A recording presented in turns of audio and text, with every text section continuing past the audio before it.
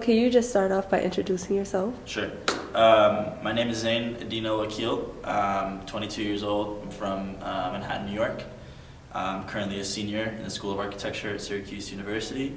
I'm the founder and creative director of Zulu Iniative, filmmaker, designer, author, blogger, photographer, filmmaker, yeah, the whole creative thing. You do it all. I try. Okay, so why architecture? Why architecture? For me, there's something really beautiful about being able to envision a space or being able to envision an experience and then actually be able to walk through it and actually touch it and just kind of have that whole process of going from envisioning something to actually manifesting it. I love that process. I'm obsessed with that. I think architecture is one of the most beautiful ways to make that process happen. It's also like the most elevated form of art, and in that sense it's also really, really powerful in what it can do for society and for people, right? So being able to have that know-how on how to kind of inform people's actions based off the built environment for me is super special. Okay, so what was your first occurrence with architecture for you to realize that this is what you wanted to do? So my father is an architect, so growing up I was always exposed to design and architecture, but when I was, I think it was 8th grade, I for the first time worked at a firm. One of my dad's partners at the time offered me a position for 2 weeks in his office, and that was like the first time that I really had gotten to work with architecture myself. It was me building models. I think they actually used that model for the presentation to the client, so that was like super interesting for me.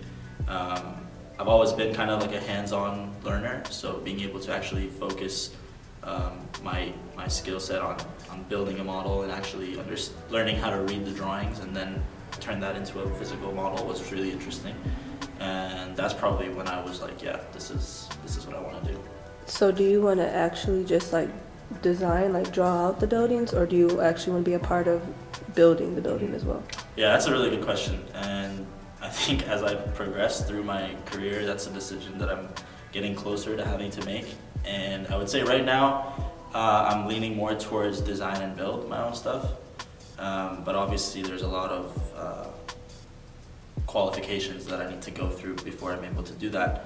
But I think part of what drives me to architecture is that kind of hands-on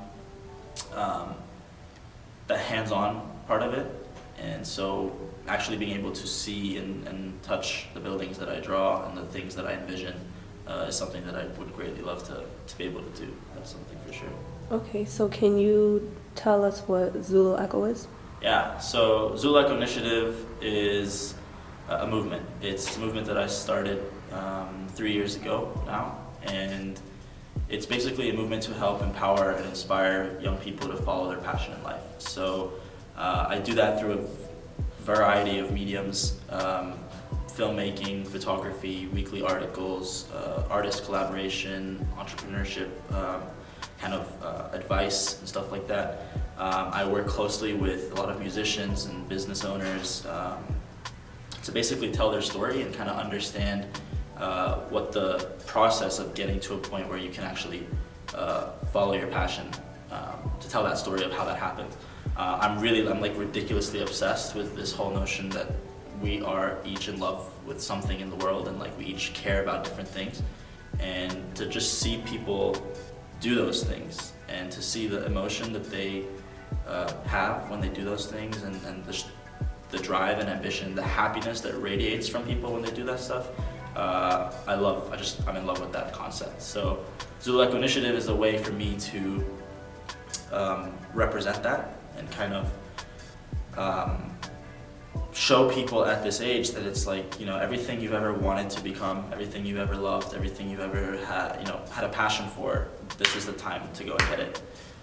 So the clothing brand is kind of an extension of that, in the sense that when people wear the clothing, it's not so much that I'm starting a clothing brand, but more so that when you wear it, you understand that you identify with a specific kind of type of people, right, with a similar mindset, kind of the way like a sports team jersey works. You know, you just see somebody, even if you don't know them, you already know that you share something in common. So that's kind of how I view the clothing brand, in the sense that it's a way to connect people without actually having to have them interact with one another. Then obviously when they do interact with one another, then you start to like really see beautiful collaborations and just really amazing things start to happen. So that's kind of the short version of what Zulu Echo is, yeah. Okay, so you talked about how you're obsessed with the process, getting people's process out there and how they go about their business. Yeah. Can you explain your own process? My own process, wow. It's constantly changing, and I think that's something that I've learned to embrace.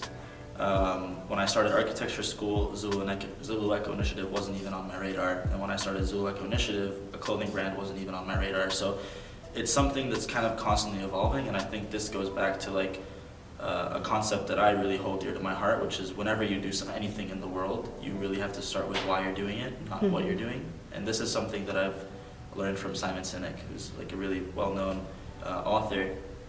In his book Start With Why, he really elaborates on this concept.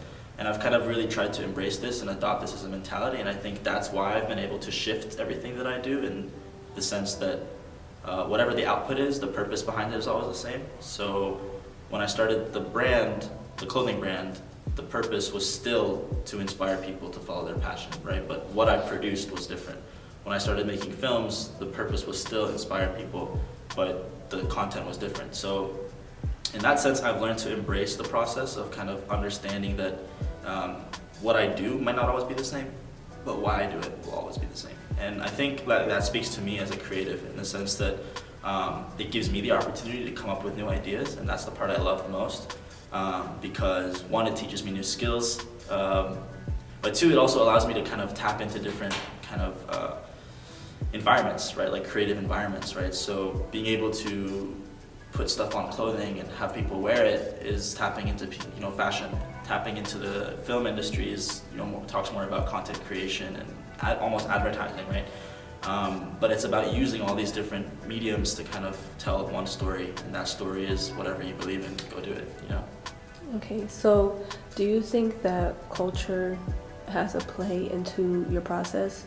Because you have a background, you're Egyptian, and I know you also just traveled to Italy. Yeah. So seeing different cultures and different buildings and the way people think and move, do you think that plays into Zulu Echo, or could it play into Zulu Echo? Absolutely, like 100%. I think, like you said, like my background is Egyptian, and that alone has exposed me to a very different way of thinking. Even growing up, I was surrounded by mostly non-Egyptians.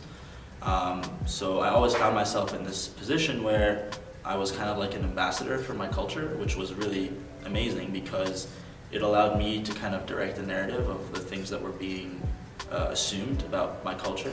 And the thing that I think I took away from that was the importance of storytelling, right? So we live in a world where there's just so much information and such a large population around us that it's really hard to actually zoom in and understand people's cultures, and that's where like stereotypes occur, and that's where people just start to make assumptions about different things. But I think the fact that I used to go to Egypt a lot growing up, all my family other than my immediate family is still there. We speak Arabic at home, we eat Egyptian food. I actually also went to high school overseas in Qatar, which was a whole other exposure to a different culture as well. Just all of that together, it made me realize the importance of not just reading and learning about these cultures, but to actually interact with them. Interacting with new cultures enables you to actually be really uncomfortable, and I think there's a lot of growth that happens in that. It's like, for example, when I was in Italy, we learned a lot in architecture school about classical architecture here, right? But to actually understand it, I never really understood it till I was there. And I was forced to draw it, and I was actually seeing the buildings themselves, right? And this is even coming from really great professors here, right? They can tell the story of a building, but to actually let the building speak for itself by being there is a fully different thing. And I think that translates into my work in the sense that I really try to find the most direct way of telling people's stories. So whenever I meet people that I think are on a mission that lines up with kind of values that I try to promote, I try to tell the story through their lens, not through what I think best suits them, but through whatever it is they put out that I think could work best for them. Which kind of goes back to the whole empowering people to use their passion to tell their story as opposed to projecting something onto them. Okay, so where do you see Zulu Echo going? What do you want it to do? Wow, that's a big question. The short answer is I don't know yet. That's the short answer. The long answer is I know exactly where I want it to go, but getting there, I don't quite know yet how that's going to happen. I think for me, the next step in the kind of big picture is tying Zulu Echo Initiative to architectural design and kind of using architecture to empower and to inspire. How that will happen, I'm not quite sure yet, but that's kind of, that's where my gut takes me. I think along the way, I've met people and I've been exposed to different things that will allow me, I think, to understand the role architecture can play.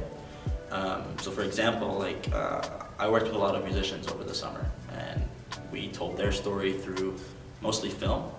But at the end of the day, like what really counts is their music, right? And to find maybe, or to design a space where the music speaks for itself, whether that's a specific type of studio or it's a specific type of performance space, or maybe it's just a pavilion where like people walk through and experience the architecture, but the music is kind of coming out in certain ways. This is where like architecture and what I try to do can kind of start to mesh. And that for me is really exciting. How that's gonna happen, where that's gonna, like kind of the steps to get there, I don't quite know yet. But that's, again, part of me embracing the process and kind of understanding the bigger picture. Okay, so do you want to have your own architecture firm? Yeah, I would say yeah, but I'm hesitant to call it an architecture firm. I think it would be more of a cross-disciplinary design creative firm where architecture is a part of that. I think I would love to call myself an architect. That's kind of the goal, but to call myself a creative, I think encompasses more of what I do and why I do it. But I would love to make the connection to architecture for sure.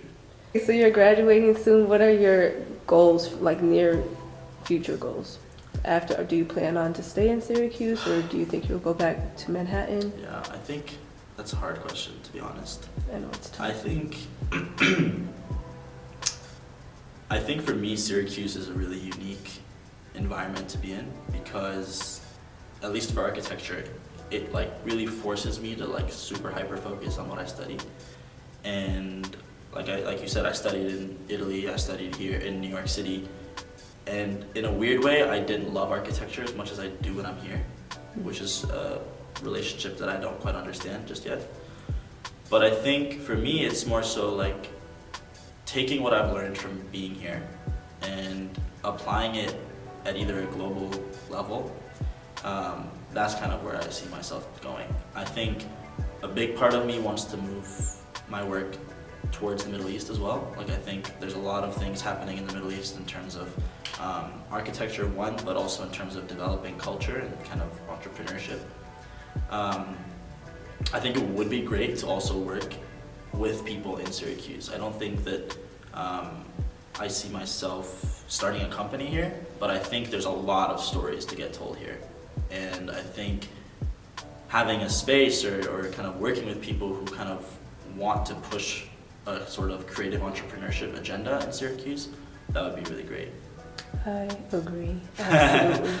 Do you think that your love for architecture here could also be due to the fact that you could do so much here? Because in New York City, there's already a lot of buildings and different visuals, but here it's kind of pretty plateaued. Yeah, I would say, yeah, in terms of kind of like, I don't know what the word is, but yeah, it's very saturated in New York, right? When it comes to architecture, like there's buildings going up everywhere and they're big shot architects. But I think as a young designer and as a young creative, the ability to express myself and to kind of experiment with different ideas at the city level still is possible here. And I think that's something that is really unique to Syracuse. And that's where the stories start to get told, right? Like for me to be able to do something like that, I wouldn't be able to do that alone. Like I would have to employ and kind of, you know, collaborate with other types of artists, musicians, I don't know, other kinds of designers even entrepreneurs, creatives, across all the industries. That's something that Syracuse is really unique about, and that's something that I really cherish. And I actually know a few people who have kind of blossomed towards kind of creating almost an entrepreneurial journey through Syracuse. Some of them have left, some of them are still here, but to watch that process unfold has been really beautiful. And I think it's a really good starting point for a lot of people who do want to kind of branch out into alternative career paths, you know? Okay, so do you have any last words or advice for people who may be wanting to start something up but keep getting stuck, or don't have the motivation, or really can't find any inspiration? Yeah. I would say two things. The first thing is start, because as soon as you start, you fail. And as soon as you fail, you learn. And that's kind of a process that doesn't stop. Even like with the ideas that I generate, they're not always fleshed out, but once I start them, I start understanding them better. It's very easy, I think, at a young age to kind of sit down and like wait for the right time. Like we all get comfortable with that, and I do this too sometimes, but I think really like understanding that we're at a point where it's all right to fail, because that's how you learn, is super, super important. So that's the first thing I'll say. The second thing I'll say, in terms of kind of like understanding the longevity and like motivation across long time periods, I think motivation is a really interesting topic. I think it really comes from inside you. I think a lot of people expect motivation to come from outside. Like, you know, oh my God, I saw this guy who's doing this, or I saw this girl who's doing that, and that inspired me. In a weird way, that is true. Like being around a certain type of mind really does kind of help you develop your opinion on a lot of things. But motivation comes from inside you. And that's why like understanding why you do what you do is ridiculously important, because if you get stuck without knowing why you're doing what you do, then understanding what to do becomes really difficult.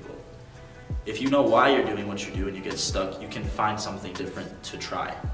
And that is a really unique kind of mindset to have when you're trying to start something, because it allows you to be flexible, right? We're all young, we don't have the experience per se to know exactly what the right decision is every single time. But that's the part that's exciting, right? Like that's, like you don't have to fulfill someone else's prophecy of like, this is exactly how it has to happen, right? And I think that's why so many of us do want to start something, is because we see some sort of discrepancy between what we believe and what exists, right? So there is no right way to do it. It's just about trying different things. It's an iterative process. It's just consistently changing and developing, and you have to be open to that. The second you allow your fear of failure, your getting stuck to really stop you, that's when it's not that you failed, it's not that you're not good enough, it's that the reason why you're doing it is wrong, right? And that's where you just have to look inside and understand yourself better. Okay, thank you so much for Thank everything. you.